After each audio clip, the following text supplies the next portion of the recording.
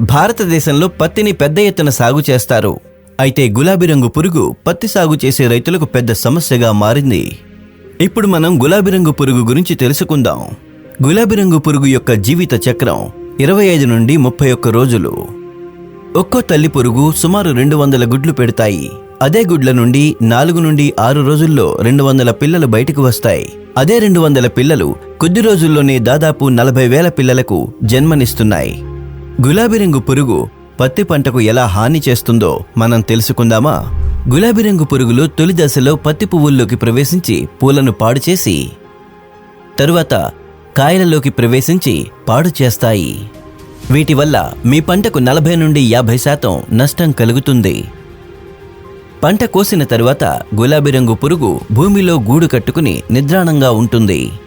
మరియు తదుపరి పంట సమయంలో అనుకూలమైన పరిస్థితులు వచ్చిన వెంటనే అది పరిపక్వ స్థితికి వచ్చి మీ తదుపరి పంటకు నష్టం కలిగిస్తుంది. గులాబీ రంగు పురుగుల నియంత్రణ పత్తి పూలు పుష్పించే దశలో మాత్రమే సాధ్యమవుతుంది. అంటే ఇది కాయలలోకి ప్రవేశించే ముందన్నమాట. కాబట్టి కాయలలోకి ప్రవేశించే ముందు దానిని నియంత్రించడం చాలా అవసరం. గులాబీ రంగు పురుగును నియంత్రించడానికి ముఖ్యమైన దశలు ఏమిటో తెలుసుకోవడం ముఖ్యం. పూత మొగ్గల మీద గుడ్లు. గులాబీ రంగు పురుగు గుడ్డు నుండి బయటకు వచ్చి మొగ్గలోకి ప్రవేశిస్తుంది. పువ్వులు వికసించలేకపోవడం వంటి లక్షణాలు గులాబీ రంగు పురుగుల వల్ల కలిగే నష్టాన్ని నివారించడానికి భారత ప్రభుత్వం గుర్తించిన పరిష్కారం వెలెక్టిన్.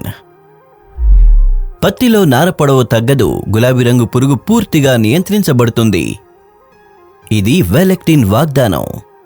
ఇది గుడ్లు, లార్వా మరియు అనేక ఇతర ప్రయోజనాల నుండి స్వేచ్ఛను ఇస్తుంది. వెలెక్టిన్ యొక్క ప్రత్యేకతలు: ద్వంద్వ చర్య, దీర్ఘకాల నియంత్రణ, అంతర్వాహిక చర్యా విధానం మరియు స్నేహపూర్వక కీటకాలు సురక్షితం. వెలెక్టిన్తో గులాబీ రంగు పురుగులను సరైన దిశలో నియంత్రించడం వల్ల కలిగే ప్రయోజనాలు: పత్తికాయలు సరైన సమయంలో తెరుచుకోవడం, అద్భుతమైన పత్తి నార పొడవు మరియు నాణ్యత, పత్తి విత్తనాల భద్రత, ఆరోగ్యకరమైన విత్తనాలు మరియు అధిక దిగుబడి, సురక్షితమైన తదుపరి పంట. వెలెక్టిన్ ఉపయోగించడానికి సరైన పద్ధతి: ఎకరాకు 300 గ్రాముల చొప్పున ఎకరాకు 150 నుండి 200 లీటర్ల నీటిలో కలపాలి. విత్తిన 40 నుండి 50 రోజుల తరువాత మొదటి పిచికారీ చేయాలి. విత్తిన 55 నుండి 65 రోజుల తరువాత రెండవ పిచికారీ చేయాలి. గులాబీ రంగు పురుగుల ఉధృతిని బట్టి 2-3 పిచికారీలు చేయాలి.